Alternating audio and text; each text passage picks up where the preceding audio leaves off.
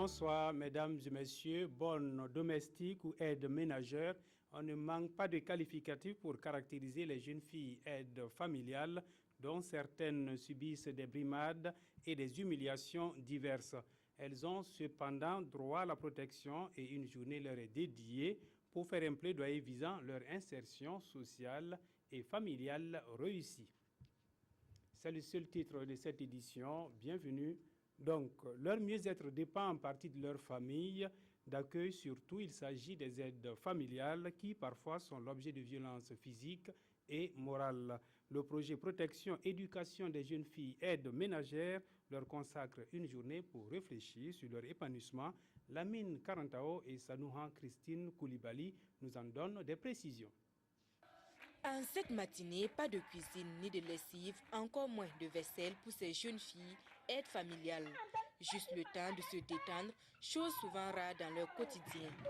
C'est à la maison, le marché, on vient s'occuper de la famille, des enfants.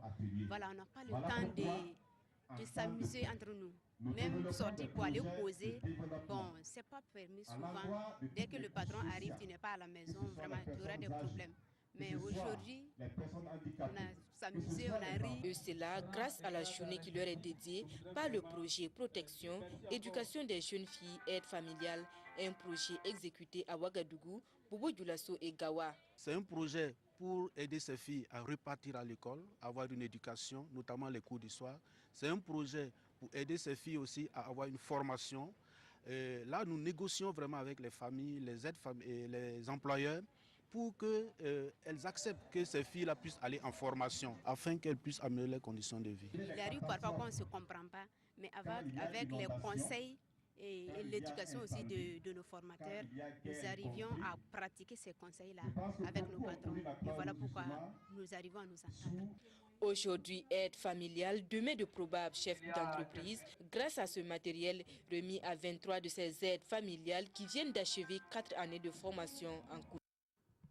Les jeunes filles scolarisées sont aussi à l'honneur à Oli et c'est dans la province du Poni. Une cérémonie organisée à leur intention a permis d'offrir des kits scolaires et d'hygiène, des vélos et divers gadgets pour faciliter leur maintien dans le système scolaire. Qu'elles soient du primaire ou du collège, elles rentrent chez elles avec de quoi étudier pour réussir leur année scolaire. Madou Ouedraogo et Draman Kabore. Selon une étude de l'Action sociale du Sud-Ouest, le secteur des activités domestiques est le deuxième secteur pourvoyeur d'emploi avec 19,2% des enfants travailleurs de 7 à 17 ans. 45% de ces mineurs sont des filles qui abandonnent les études et s'adonnent à la migration précoce. Conscient de cette situation, la Croix-Rouge burkinabé, en partenariat avec celle monégasque, à travers leur projet Protection Éducation des jeunes filles aides familiales, œuvre depuis 2011 au maintien des filles dans l'univers scolaire. On intervient au niveau des villes, à Ouaga et à Bobo, au niveau des jeunes filles qui ont déjà migré et qui sont dans des situations difficiles parce que souvent elles migrent trop jeunes. Mais donc on s'est rendu compte qu'il fallait aussi intervenir à la source et accompagner les jeunes filles du Poni qui migrent beaucoup vers les villes pour les accompagner dans la scolarité. Des kits scolaires et d'hygiène, des lampes solaires, des vélos et des chèques allant de 200 000 à 750 000 francs CFA ont été octroyés aux meilleurs élèves de Oli et aux différents comités de gestion des activités génératrices de revenus des 5 villages. La Croix-Rouge les a beaucoup aidés. C'est à cause de la Croix-Rouge, elles ont eu de l'argent, elles font le commerce. Et avec ce commerce-là, elles arrivent à s'occuper des enfants qui sont à l'école et souvent aussi, elles leur paient tout ce que les enfants ont besoin. Plus de 380 filles des 5 villages du Poni ont déjà bénéficié des soutiens multiformes de la Croix-Rouge. Ne quittons pas de sitôt la province du Poni et nous restons à Gawa. Et c'est au centre hospitalier que des volontaires ont fait don de leur sang pour sauver des vies. C'est au cours d'une célébration de la journée du donneur de sang à Gawa, célébrée donc en différé. Hormis le don de sang, la cérémonie a été ponctuée de reconnaissance et d'hommage. Ali Sagnon et Christophe Da. C'est un acte de reconnaissance et d'hommage aux donneurs de sang bénévoles du Poni. Ils sont 32 personnes physiques et morales à bénéficier de ces attestations pour leur régularité dans l'exercice de don de sang ces 3 dernières années. Seulement 32 donneurs constants pour une province, le chiffre est presque insignifiant. Ils sont nombreux ceux qui n'ont pas encore perçu l'importance du don du sang. Alors, il nous revient à tous de tout mettre en œuvre pour augmenter le nombre du don de sang dans la région pour satisfaire le besoin en produits sanguins. Pour cela, nous suggérons des moyens d'action suivants.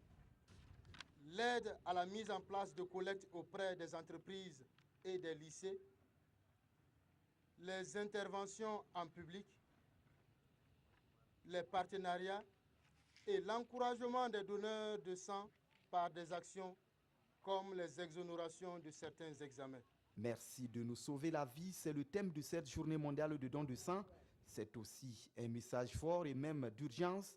L'état des lieux n'est pas du tout réluisant au centre hospitalier régional de Gawa. Les banques de sang sont presque vides et de plus en plus de patients attendent le liquide précieux dans les salles d'hospitalisation. En tout cas, quand on essaie de faire un peu les statistiques, nous sommes en tout cas à plus de 10% de non-satisfaction de la demande en produits sanguins.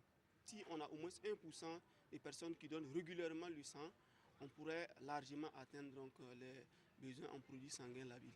L'espoir de répondre à la demande viendra probablement de l'ouverture très prochaine d'un dépôt préleveur-distributeur de produits sanguins à Gawa.